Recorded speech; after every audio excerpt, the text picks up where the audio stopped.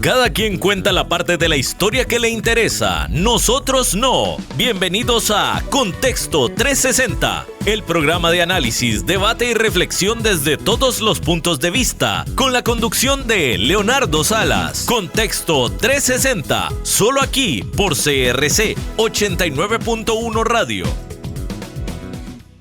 Muy buenas tardes a toda nuestra audiencia. Les saluda Leonardo Salas, productor y conductor de Contexto 360 aquí en CRC 89.1 Radio.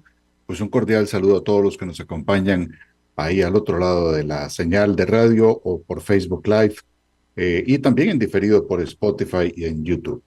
Bien, y también agradecer en controles a don David Guerrero, que siempre nos apoya con toda la logística para que usted pueda tener la calidad del sonido al aire hoy aquí en Contexto 360, bueno, donde pues se cumple ya pasó el mes de Donald Trump en el gobierno de Estados Unidos. Vamos a estar hablando de eso en el programa de hoy en pocos minutos y vamos a ver precisamente cómo se valora esta segunda administración de Trump y el impacto en el panorama global. También, amigos oyentes, les informamos que Contexto 360 a partir de la próxima semana cambiamos de horario. Vamos a estar los miércoles a las 3 de la tarde, siempre aquí en CRC 89.1 Radio. Seguiremos analizando la actualidad nacional e internacional con la misma profundidad y cercanía que nos caracteriza. Ya saben, a partir de la otra semana, miércoles a las 3 de la tarde. Antes de eso, pues, antes del programa de hoy de fondo, vamos a ver un viaje al tiempo, una sección que sé que les interesa, que es la sección de un día como hoy en la historia, pero en 1946, Juan Domingo Perón, elegido presidente de Argentina, y ahí donde surge, donde irrumpe la fuerza política del peronismo allá en Argentina, sobre todo con gran popularidad por las reformas laborales y el discurso de justicia social que impulsó en la época. Bueno, y en 2009, ya en este siglo, se dio el lanzamiento de WhatsApp. Sin duda alguna ha generado todo un impacto en la mensajería de nuestro día a día. Transformó una de las herramientas de mensajería para ser la más usada quizá del planeta. Así que también esto abrió debate sobre privacidad, sobre seguridad, sobre las fake news tan de moda hoy en este 2025 y yéndonos a otra fecha en 2022 que pues tiene que ver con lo que vamos a hablar hoy, y es que al amanecer de un 24 de febrero del 2022, hace 3 años, el presidente Vladimir Putin anunciaba la decisión de lanzar la intervención de Rusia a Ucrania. Y esto pues fue un golpe geopolítico de gran magnitud.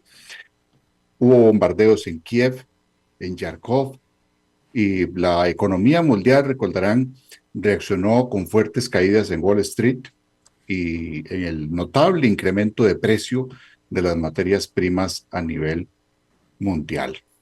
Recordarán que al caer la tarde de un día como hoy allá, en esta zona, en el 2022, el ejército ruso ya había tomado control de la central nuclear de Chernóbil. En fin, parte de lo que nos reúne hoy en la historia en un día como hoy. Y aunque hoy no vamos a hablar del tema de Rusia y Ucrania directamente, pues no podemos dejar de mencionar justamente que se están cumpliendo 3 años del inicio de esta operación, pero de lo que también queremos repasar hoy en el tema nacional. Valga decir que durante el final de la semana pasada, y ha tenido mucho de qué hablar esto en estos días, es cómo llegaron varios cientos de personas deportadas de Estados Unidos a nuestro aeropuerto. Y esto sí tiene que ver con el tema de hoy. Se suponía que Costa Rica, por lo menos así lo ha dicho la historia, siempre ha sido de hospitalidad, de respeto a los derechos humanos, que se supone que cuando llega un avión con personas deportadas hay un protocolo humanitario sólido. Bueno, pues también aquí vamos a llamar la atención porque la Defensoría de los Habitantes ha revelado una atención deficiente y la ausencia de entidades vitales, fundamentales, para darle la atención adecuada a estas personas que venían deportadas de Estados Unidos.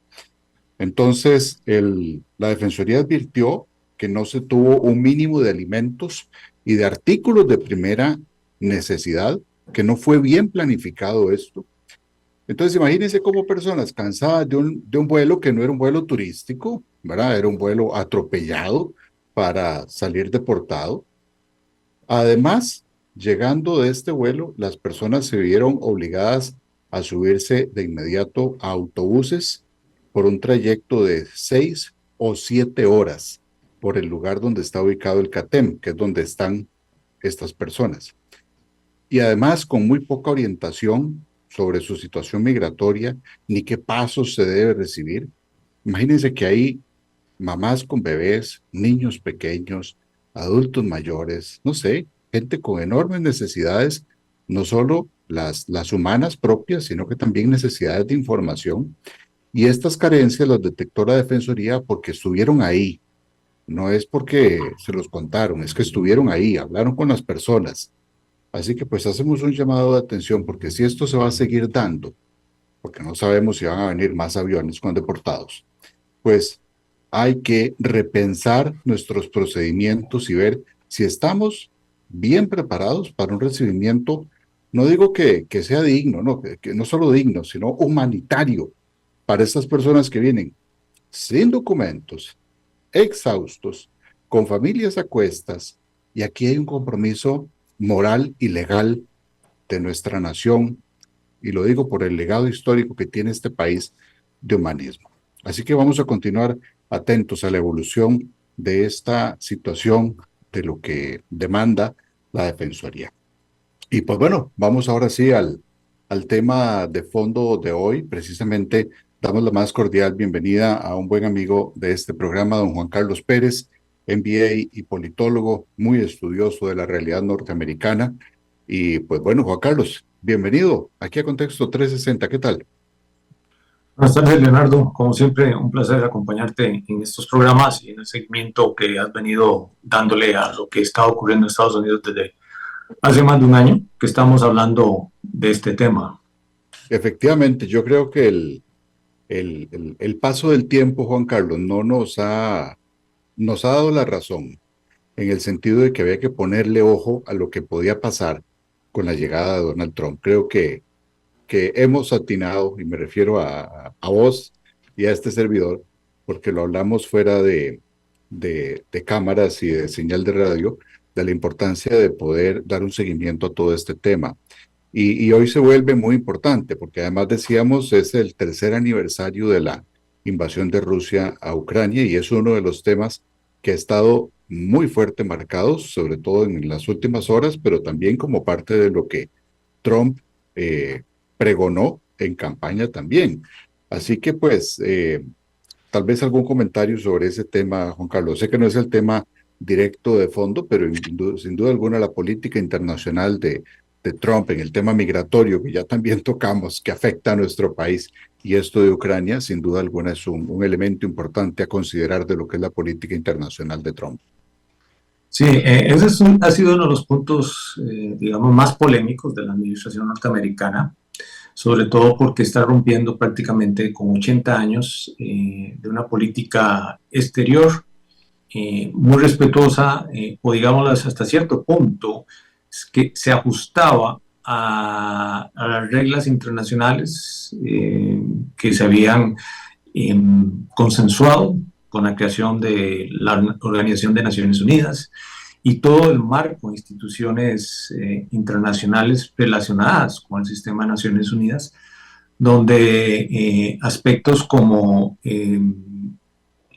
la condena sobre las intervenciones militares relacionadas con la soberanía o la ruptura, lo que tradicionalmente hemos conocido como los estados-naciones en términos de adueñarse proporciones importantes de territorio, pues ha causado una ruptura en términos de lo que el mundo venía conociendo como reglas del juego, especialmente por esta posición también con respecto a Ucrania, relacionada con hacer afirmaciones o dar afirmaciones por parte del presidente Trump sobre quién inició la guerra, sobre quién es el agresor.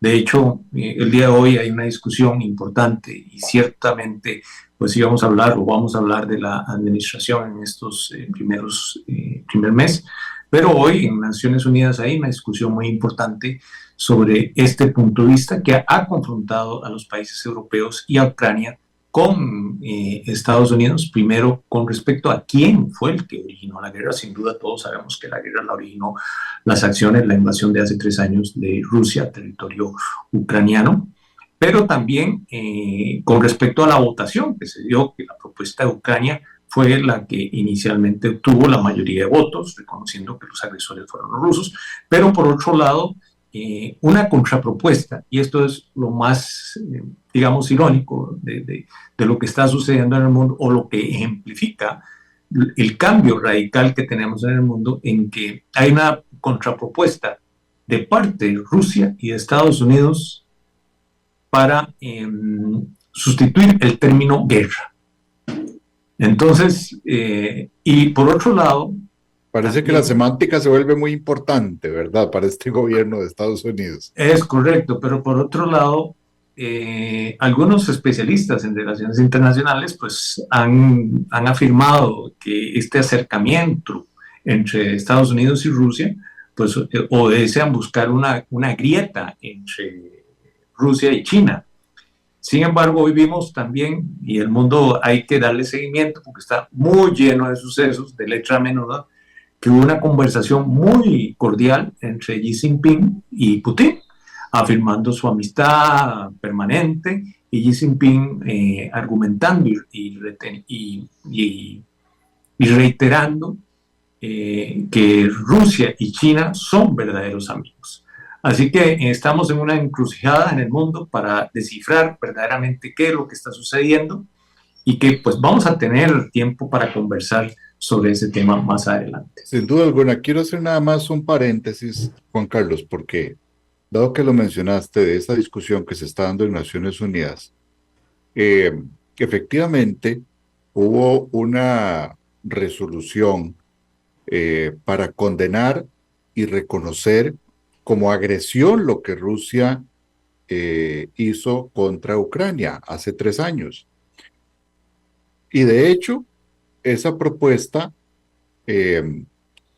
Costa Rica fue copatrocinador, es decir, Costa Rica fue signatario. Costa Rica también firmó, dijo, estoy de acuerdo, hace 3 años, digo, congruente con los ideales democráticos de Costa Rica. Bueno, pues hoy la representación de Costa Rica en Naciones Unidas se abstuvo de votar. En las 3 votaciones que hubo se abstuvo, lo cual me parece vergonzoso, ¿verdad? Vergonzoso con la historia costarricense, pero además entonces, ¿a qué intereses estamos respondiendo? O sea, ¿quién nos da órdenes ahora? El mismo Chávez, cuando fue candidato, habló y dijo que Putin era un dictador y en campaña condenó la acción de Rusia contra Ucrania. Y hoy Costa Rica, como paños tibios, se abstiene de votar en contra de Rusia. Eso para mí es pues una mancha que va a ir creciendo con el paso del tiempo, Juan Carlos, pero no podía dejar de mencionarlo, porque de que usted se abstenga de algo que usted mismo propuso es vergonzoso, por decirlo menos, en este tipo de cosas y sobre todo ante los ojos del mundo, ¿verdad? Así que lo tenía que decir porque está pasando hoy, en este momento, ¿verdad? Justamente. Pero bueno. Pero no, me parece excelente. Y por dicha que usted como anfitrión del programa es el que lo trae a la mesa. Porque siempre siguiendo y entrándole, si queremos abordar... Adelante, Juan Carlos. Abordar el tema de los primeros 30 días de la administración Trump, pues lo que hemos visto es una reconfiguración de lo que es la política exterior en términos de lo que es la construcción de esferas de influencia, ¿no? y de dominio sobre vecindarios. Y prácticamente se ha decantado por una característica que está en debate en este momento, que es esa construcción de esferas de influencia y dominio sobre vecindarios se da en torno a figuras muy fuertes. Por un lado tienen ustedes a China con Xi Jinping, por otro lado tienen a Putin y por otro lado tenemos ahora la figura de Trump.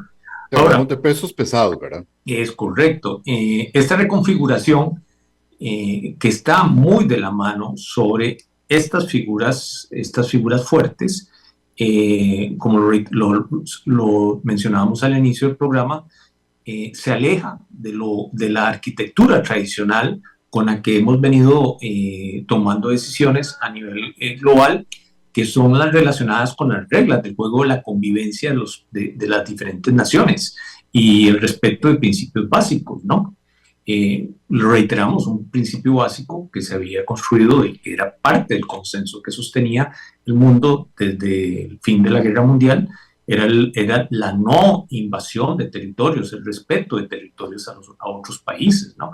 Eso prácticamente quedó con la invasión de Rusia a Ucrania, pues prácticamente se rompió. Y eso fue uno de los temas que en los últimos 3 años se ha discutido mucho en términos del ejemplo que podría significar para otros países, pensando sobre todo en el caso de China con respecto al Taiwán. Pero el tema ahora toma otra dimensión cuando la actual administración norteamericana se ha manifestado en líneas semejantes, por ejemplo, con el caso de Panamá, con respecto al canal, o en líneas semejantes con respecto también a Groenlandia, en líneas semejantes con respecto a Gaza, y entonces esto, pues en realidad nos ha roto el paradigma dentro del cual veníamos interpretando el acontecer internacional. Claro. Agrego otra que fue lo del Golfo de México, que ya hasta en Google Maps le cambiaron el nombre, ¿verdad? Claro, y eso último a que usted hace referencia, pues corresponde a la acción de cómo Costa Rica se comportó en Naciones Unidas hoy, pero la votación de los países que venían sosteniendo la condena a la agresión de Rusia sobre Ucrania también bajó de prácticamente 150 a 60 votaciones. O sea, eso nos dice los alineamientos cómo se están dando. Y no debería sorprendernos que después de la visita de Marco Rubio hace un par de semanas, pues se nos estén dando estos eventos. Eso es lo que dice Nit Carvajal, fiel oyente del programa, justamente eso que estás diciendo. Parece que la visita del señor Rubio marcó muchas cosas, ¿verdad?, en la cancha. Sí. Juan Carlos, sí, digamos, hablando un poco de la parte interna en Estados Unidos, recordarás que uno de los programas tuvimos acá inclusive a una tica, a una costarricense que vive allá en Estados Unidos, y había mucha preocupación, o parte de las explicaciones que se daba sobre el tema del triunfo de Trump era, pues, qué iba a pasar con el empleo, el tema de las bolsas, de los negocios, ¿verdad? La industria norteamericana. ¿Cómo has visto? Porque vos sos muy, muy estudioso de los informes y de las cifras en el país del norte y de los organismos internacionales. ¿Crees que se está sembrando el camino para una mayor generación de empleo, para mayor inversión dentro de Estados Unidos? ¿Cómo se va moviendo eso? Bueno, en general, los indicadores recientes que hemos revisado y que son indicadores que fueron al final de la semana pasada, especialmente el índice de compra de gerentes, que es un referente muy importante a nivel global para proyectar lo que podría ser la economía internacional, muestra una caída importante con respecto a la dinámica de toma de decisiones de los ejecutivos de las grandes empresas transnacionales o globales con respecto a la adquisición, con respecto a lo que es inventarios. Entonces ahí lo que esto nos está hablando es que lo que hay es mucha incertidumbre. El otro indicador a nivel del consumidor es el índice de confianza del consumidor norteamericano en la Universidad de Michigan, que es uno de los índices de mayor representatividad y más respetados en la materia, que también están demostrando que hay una caída en la confianza del consumidor norteamericano. Y básicamente esta caída se da por dos razones. Una, el tema inflacionario, que recordemos que las elecciones de Estados Unidos estuvieron marcadas, pues como suele suceder en ese país, por un tema económico, que fue sobre todo el tema de los precios, el tema de la inflación, y que paradójicamente el consumidor norteamericano en este momento está reteniendo sus gastos para ver cuál va a ser el comportamiento de los precios a futuro, especialmente el impacto de los que van a tener los aranceles en esta materia. Entonces, eso nos está hablando de que el tema como tal, pues más bien está generando incertidumbre con respecto a este punto. Aún así, la economía norteamericana sigue generando empleos, la economía norteamericana muestra un ritmo de crecimiento importante, pero el punto que tiene en este momento más atención es lo relacionado con el comportamiento de los precios, algo que ya se había advertido si la política en materia comercial iba a ser iba a estar fuertemente marcada por temas arancelarios. Y eso ya lo está reflejando el consumidor norteamericano.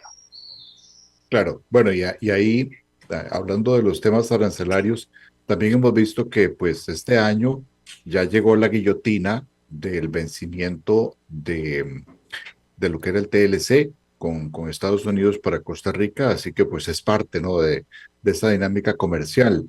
¿Te parece que Trump va a ser efectivo, que va a ser exitoso en que las industrias norteamericanas que han invertido en otros países regresen a Estados Unidos, que se queden en Estados Unidos? ¿Crees que lo va a lograr hacer? Bueno, ese es uno de sus objetivos primarios, especialmente con la industria automotriz. No en balde, y esto pues no se ha analizado como corresponde, el hecho de que le haya plantado 25% o haya amenazado con 25% de aranceles tanto a Canadá como México corresponde a un adelanto, lo que va a ser la revisión del tratado existente entre los tres, el Tratado de Libre Comercio existente entre los tres, que está programado para el próximo año. En general, periódicos tan prestigiosos en el mundo de los negocios como el Wall Street Journal, una vez que se anunció que el presidente Trump estaba utilizando esa herramienta inicialmente, y ese fue el discurso político, para enfrentar el problema de la migración y el problema de las drogas, el trasfondo, y así lo dejó claro, fue el primer medio que lo dio a conocer, de que esto correspondía ya a un aviso de adelantar el tema de la negociación, porque particularmente Trump está muy interesado en que industria automotriz que está localizada en México vuelva a moverse hacia los Estados Unidos. Esto nos hace pensar muy particularmente en el caso costarricense. Recordemos que en Costa Rica tenemos cerca de 1,000 empresas norteamericanas, y esto, previo a las elecciones, fue uno de los temas que los medios nacionales trataron de explorar. Bueno, ¿qué iba a pasar con la elección del presidente Trump? Y te agrego otra cosa, varias de esas, inclusive en régimen de zona franca, ¿verdad? Y que es como dicen, el motorcito de la economía de nuestro país, ¿verdad? Más que el régimen definitivo, mucho más que el régimen definitivo. Entonces, si esas empresas son de alguna manera traídas hacia Estados Unidos, puede que afecte ese trapito de dominguear de atracción de inversiones de Costa Rica. Por supuesto, estamos hablando de que estas empresas generan en impuestos directos aproximadamente 175,000 puestos, o sea, y puestos altamente calificados y muy bien pagados también. Muy bien pagados, además del efecto que tiene sobre la generación de empleo indirecto. También, pues eso, y en el empleo directo hay una dimensión que es la conformación de encadenamientos y clústeres que se han logrado, sobre todo en la industria médica, que ha favorecido a muchos proveedores nacionales. El otro punto también es el área de la industria relacionada con Intel, lo que son los microchips, sobre todo porque estamos hablando de una industria que desde la administración anterior se declaró como algo estratégico desde el punto de vista geopolítico. Aquí hay que tomar en cuenta, y si volvemos y ponemos en contexto el voto de Costa Rica, el voto de hoy de Costa Rica en la ONU, la lectura es la siguiente, Leonardo. El país se está alineando con una política norteamericana por una razón muy sencilla, y la razón que usted puede identificar a pesar de las preguntas que se hacen, digamos, en términos de cuál es la verdadera razón, si estamos nosotros sacrificando temas de soberanía o es un tema de nacionalismo, es que por lo menos la administración de Chávez ha entendido, o lo tiene de esa forma, que la posición o la situación de ese segmento tan importante que es tan dinámico en la economía costarricense, si nosotros no sabemos movernos de una forma inteligente dentro de la actual coyuntura, podría estar en riesgo. Y ya lo vimos en el caso de Colombia. O sea, Colombia cuando se opuso por la llegada de aviones con migrantes, pues prácticamente tuvo que desaparecer Petro y entrar otras figuras, ¿verdad? Y en menos de 24 horas tuvo que dar el brazo a torcer y salir como dicen, con el rabo entre las patas, porque además no lo supo hacer, ¿verdad?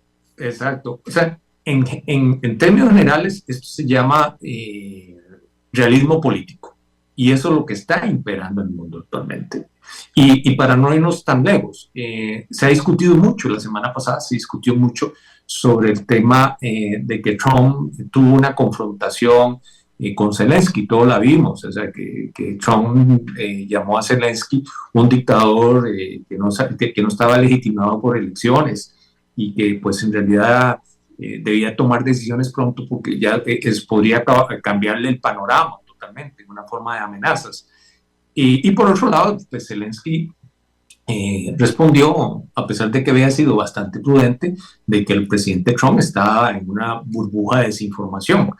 Pero lo que estaba en el fondo, la discusión que estaba en el fondo y que corresponde con la figura del actual presidente, que es una figura en política internacional que es transaccional. O sea, yo estoy de acuerdo en dar esto, si usted está de acuerdo en darme esto. Es que lo que se había conversado en septiembre, y en eso sí los medios ya lo habían registrado, es la oferta que inicialmente había hecho Zelensky de que le podría resultar a la nueva administración atractiva, o no a la nueva administración, sino al candidato Trump en ese momento, le podría resultar interesante las materias primas que alberga el territorio ucraniano. Eso fue una forma de equilibrar una situación que ya viene dándose desde 2016 con Ucrania y Estados Unidos, que hay cierto malestar ya de Trump como figura con Ucrania, sobre todo con Zelensky, porque en aquel momento las autoridades ucranianas no apoyaron a Trump en las investigaciones que él quería emprender contra el hijo del presidente Biden, de Hunter Biden, por los negocios que había hecho en Ucrania. Yo creo que usted lo recordará. Entonces, esa animadversión de Trump que ha marcado a través del tiempo viene dada por ese antecedente, que ya es un antecedente reconocido. Zelensky quiso un poco, como decimos aquí, dorar la píldora, pues presentándole una forma atractiva de una futura negociación, la participación de Estados Unidos en la explotación de estos minerales muy valiosos. Algunos tienen nombres ahí como las tierras raras, minerales claro, que son fundamentales para el litio es muy apetecido en eso, para la industria tecnológica, exacto, por ejemplo. Es correcto. Del buen amigo también, Elon Musk, del buen amigo de Trump. Exacto. ¿Verdad que le interesa mucho el litio también? Bueno, todo es, o sea, dentro de lo que llamamos la cuarta revolución industrial, son materias estratégicas, y ahí entran con los semiconductores, entran con una transición energética, entran inclusive con temas como los nuevos accesos de mayor velocidad en Internet. Entonces, todas estas materias primas son esenciales dentro de esa coyuntura. Sin embargo, para la visita del secretario del Tesoro, de la semana pasada a Zelensky, él, y esto lo reveló The Wall Street Journal, le puso prácticamente en la mesa un documento para que Zelensky firmara prácticamente para negociar esas materias primas. Zelensky lo que le dijo fue, yo tengo que revisar esto porque no puedo firmar un documento sin el consejo de mis asesores. Y eso generó la reacción que vimos de Trump la semana pasada y la respuesta de Zelensky. Sin embargo, hoy el panorama ha cambiado. Trump está anunciando, o sea, Zelensky anunció hoy que ya hay conversaciones avanzadas con respecto a este punto con Estados Unidos, pero del otro lado, Trump, pues además lo afirma, pero curiosamente dice que están también construyendo un acuerdo comercial con Rusia. Y esto se puede interpretar por varias razones. Muchas de esas materias primas que tiene Rusia, que tiene Ucrania, están en los territorios que actualmente están ocupados por Rusia. Además claro, que son de Ucrania, pero ocupados por Rusia. Exacto, que están ocupados. Entonces, no es muy sencillo para buscar garantías eventualmente para que las empresas norteamericanas puedan invertir en la explotación de ese tipo de materias primas. Ahora, y en esto me quiero extender un poco porque en esto hay mucha letra menuda. Nada más te hago paréntesis para decir que también Zelensky recientemente ha hablado de algo de lo que no se había escuchado antes, y es que inclusive podría poner sobre la mesa su renuncia, porque a nivel también del apoyo popular ha perdido bastante Zelensky en Ucrania.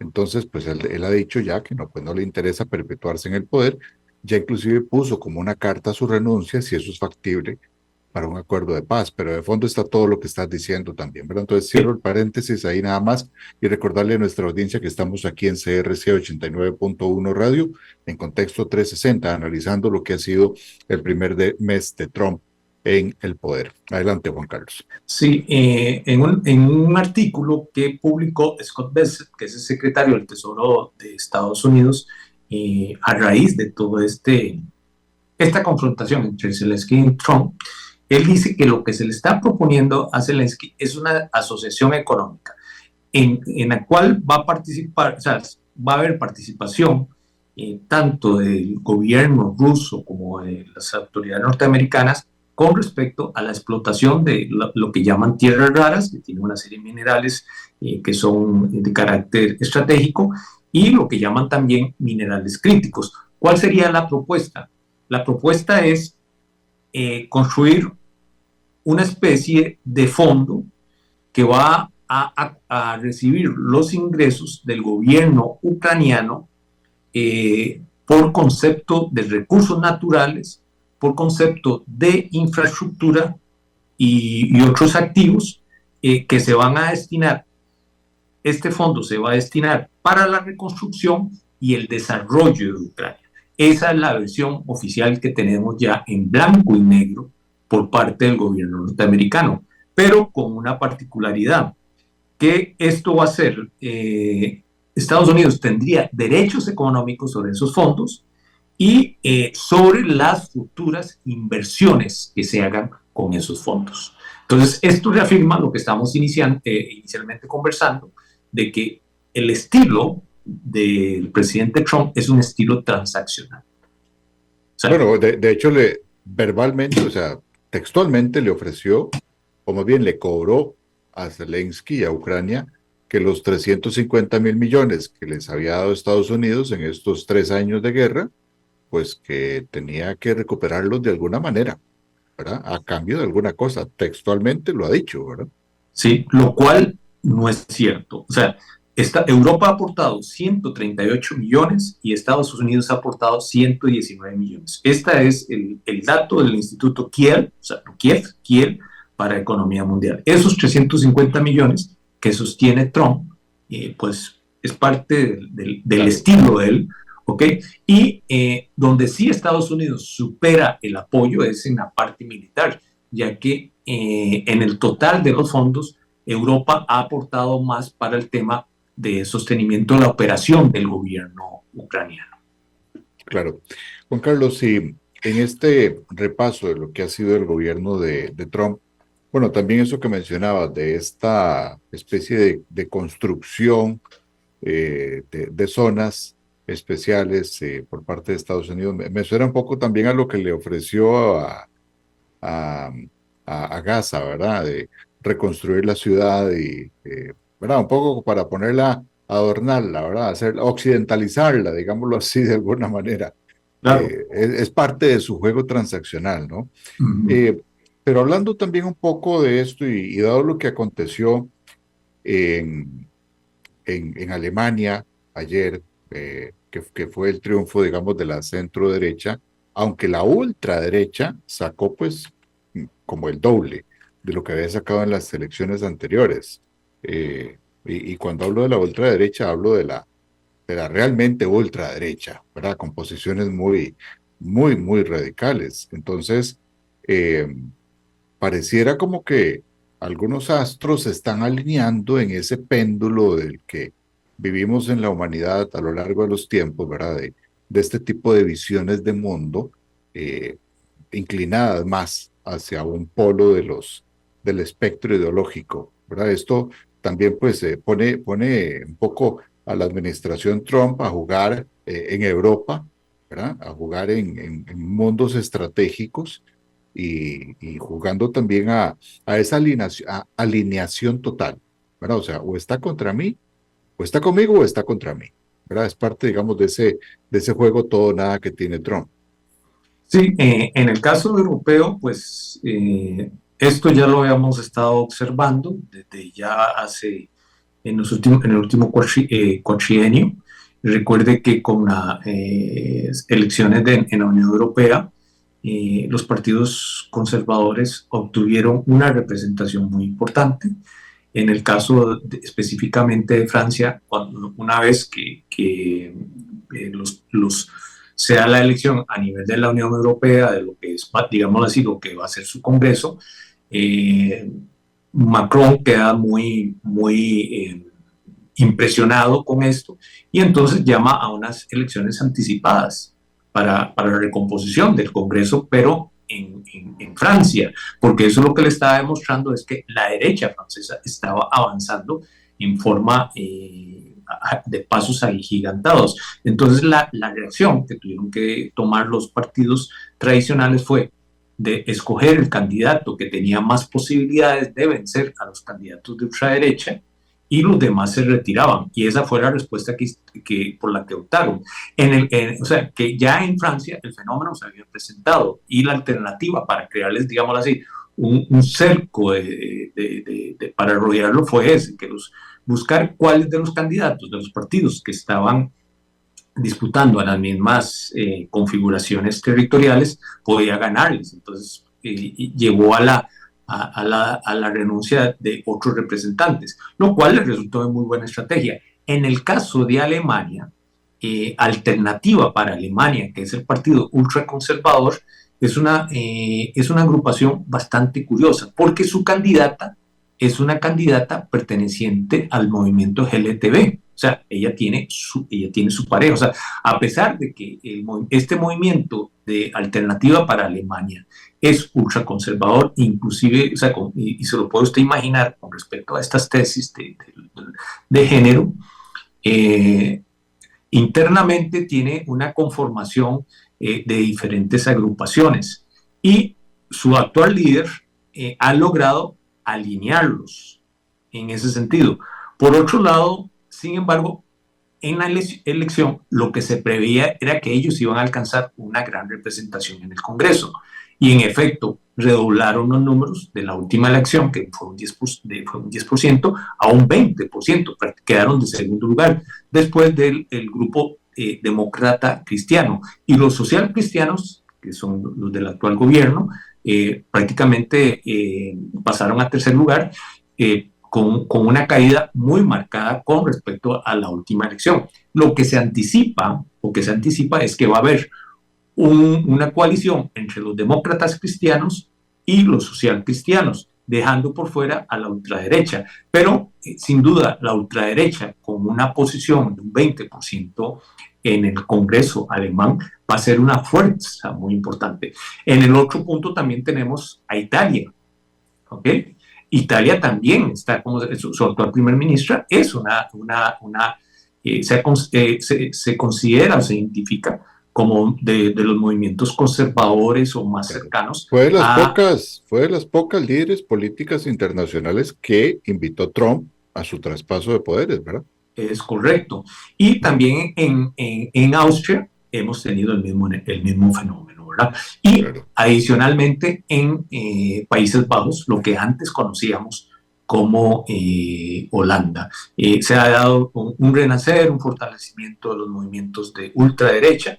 Y tenemos España también, ¿verdad? Exacto. Y eso, pues, recientemente con la elección del presidente Trump y también la última reunión de lo que llaman algo así como la internacional, la internacional ultraconservadora, una cosa así por el estilo, sí, en el cual el ideólogo es fue uno de los partidarios en la primera administración del gobierno Trump, si no mal no me acuerdo, han ido construyendo toda una visión que se caracteriza por lo que ellos llaman un nacionalismo populista, que es lo que caracteriza a todos estos movimientos, que ha tenido su raíz inicialmente, uno, lo motivó inicialmente fue el proceso de globalización, sobre todo por el impacto que tuvo la reubicación de empresas en países de costo de mano de obra mucho más competitivo, como la India, China, etcétera, etcétera. Eso inicialmente causó mucho malestar en Europa, pero también en los Estados Unidos. Y recientemente el movimiento como tal alcanzó un mayor respiro con el tema de las migraciones. Claro, está creo que bastante claro lo que es planteado, Juan Carlos, de ese panorama internacional, no solo en el tema económico, sino que también en el tema político que hemos intentado abordar, porque es enorme el tema. Sin embargo, ahora volvamos la mirada a lo interno, y es que en el último programa en el que estuvimos acá, vos y yo, compartiendo con nuestra audiencia sobre el tema Trump, era justo analizando el día que asumió Trump, ¿verdad? Viendo todos estos pormenores de quién estuvo, quién no estuvo, etcétera, y los mensajes del discurso de Trump. Recordarás que en aquel momento estabas o comentaste que iban a iniciar, o por lo menos estaban programadas una serie de operativos en Chicago para deportaciones masivas. Teníamos la duda de si era puro discurso o si se estaba haciendo como algo que fuera a ser realmente efectivo. Ya ha pasado un mes de eso. ¿Cuál es tu lectura justamente de esa mano dura en migración que prometió Trump? ¿Hay aliados en esto internamente? ¿Hay opositores? Porque sé que también algunos gobernadores e inclusive empresarios no están tan contentos con estas deportaciones masivas. A ver, veámoslo, al final de cuentas hay mucha gente de esta gente que estaba siendo mano de obra de empresarios. Entonces, me imagino que aquí hay algunos pues con los cuales Trump está congraciándose, pero a otros no les ha caído bien la noticia. ¿Cómo ves este tema de las migraciones y la mano dura de Trump? En términos de mano dura, es un hecho. Es un hecho que como tal se ha aplicado. Inicialmente el programa estaba planeado para expulsar aquellos indocumentados que tuviesen conflictos con la ley. Sin embargo, esto ha ido más allá. Inclusive ha tomado visos en los cuales se están deteniendo a indocumentados en iglesias inclusive frente a tribunales. O sea, cuando ellos son citados, algunas personas que se detectan que son indocumentados para participar en algún juicio o algo así por el estilo, las autoridades se adelantan y los están deteniendo frente a los tribunales, lo cual es una violación a todas luces. Sin embargo, en términos de números, Primero, en este momento el promedio de personas que se están deportando son 37,000 diarias, muy por debajo del número del presidente Biden en el último año, durante el cual el presidente recibió mucha presión. Recuerde que estábamos en un año electoral precisamente por su política migratoria tan laxa. Pero se percibe más de Trump. ¿Será que lo está cacareando más entonces? Lo está cacareando mal porque el presidente, o sea, como te digo, en este momento los números son de 37,000 diarios. Biden estaba con 57,000 diarios. Por otro lado, a nivel interno, hay ciudades, se le están pidiendo están poniendo metas a las autoridades migratorias y para que sus oficiales, pues con base en metas, se esfuercen más. Pero el recurso que tienen no es suficiente. Entonces, pues le han pedido a la policía que los apoye en esto. Sin embargo, un caso interesante, el caso del estado de Texas o Texas. Ciudades como Dallas, Houston y Austin, los principales figuras de la policía han declarado que su foco es la seguridad del ciudadano, no el tema de la migración. Y eso le ha restado recursos a las autoridades migratorias. Eso es una. El otro tema es el tema también de cómo la lucha se ha presentado a nivel de gobierno federal y a nivel de estados. Por ejemplo, la semana hubo una reunión entre los gobernadores y el presidente Trump en la Casa Blanca.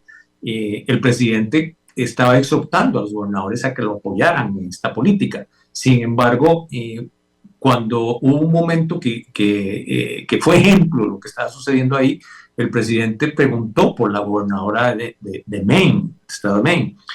La gobernadora levantó la mano y dijo, sí, yo estoy aquí.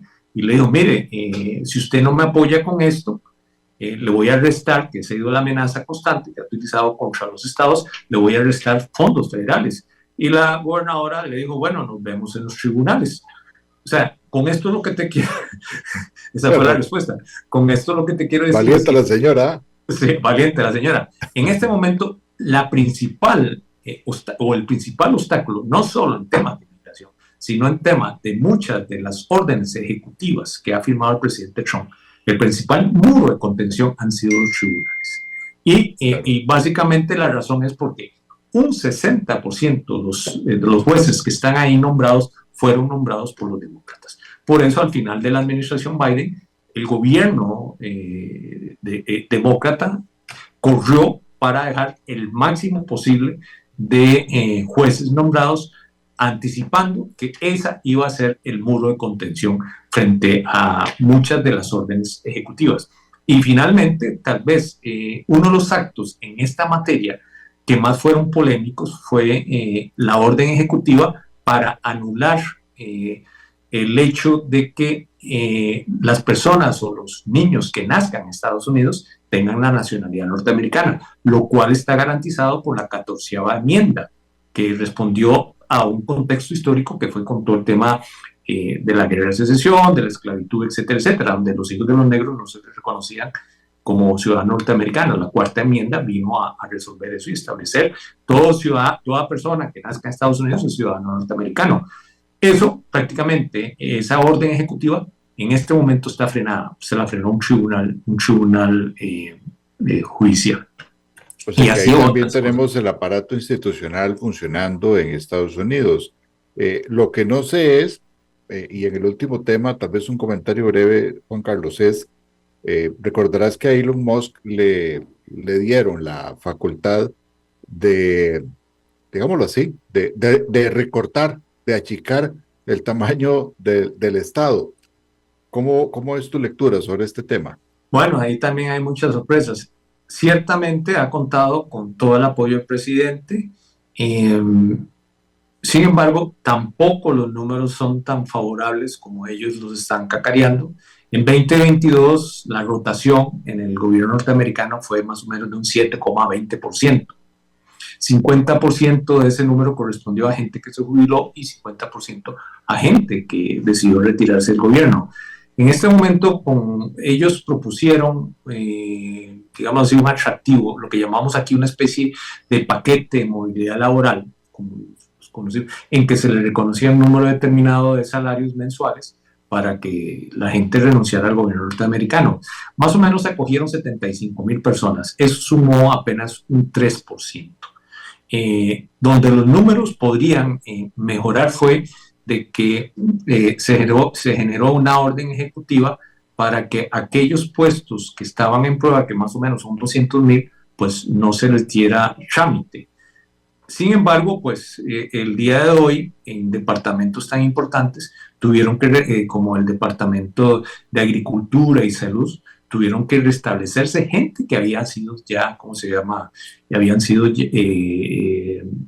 pues habían sido expulsados, los habían dado de baja, o sea, tuvieron que más o menos restituir como 250 funcionarios que tienen que ver con temas de salud y cosas así por el estilo. Y además, la semana pasada, como lo decimos en forma folclórica aquí, se armó un bochinche en el gabinete de Trump porque Musk giró una orden de que todos los funcionarios públicos tenían que llenar un correo donde le hacían 5 preguntas para responder qué es lo que estaban haciendo en el gobierno, el cual había sido sus tareas en los últimos meses. Y se le da hasta hoy, lunes en la noche, para que respondieran. Supuestamente los que no responden se toman como renuncias. Sin embargo, claro, en el gabinete hubo oposición, entre esos el secretario de Energía, que es una persona cercana a Trump y que pues es una figura clave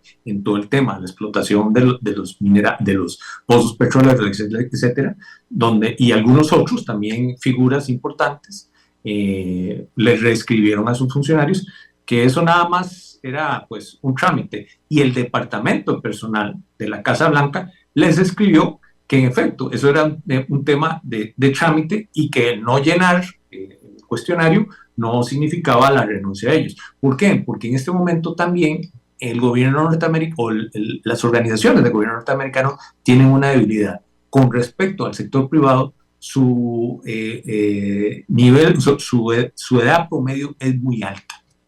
Y entonces su edad promedio es muy alta y lo que se espera es que a futuro van a tener una rotación muy grande por eso. En este momento ese es el marco general. De hecho, empezaron con Agencia Internacional de Desarrollo, como que fue una gran noticia, pero eso lo paralizó un tribunal, o sea, eso está paralizado por un tribunal. Entonces, eso es lo que están viendo Estados Unidos, ¿no? Río revuelto, Juan Carlos, y te agradezco mucho por tu análisis siempre tan exhaustivo de lo que está pasando. En realidad, pues el tema no acaba acá, vamos a seguirle dando y llevándole el pulso. Juan Carlos, muchas gracias por haber estado aquí en Contexto 360. No, como siempre, muchas gracias, Leonardo. Es un placer compartir con vos toda esta letra menuda de lo que está sucediendo a nivel interno en los Estados Unidos y a nivel internacional. O sea, las cosas no son blanco y negro, hay que leerlas con mucho cuidado. Así es, y recordar que estamos en la época de la posverdad y estamos hablando con uno de los maestros e inventores como es Trump de ese tema. Así que el tema se las trae. No se pierdan los siguientes programas de Contexto 360. A todos que tengan una muy feliz tarde.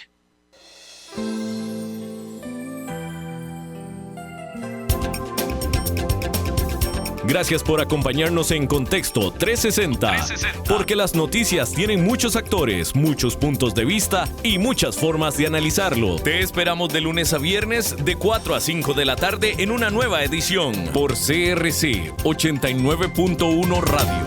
Buenas tardes. Buenas tardes. Buenas tardes. Buenas tardes. Buenas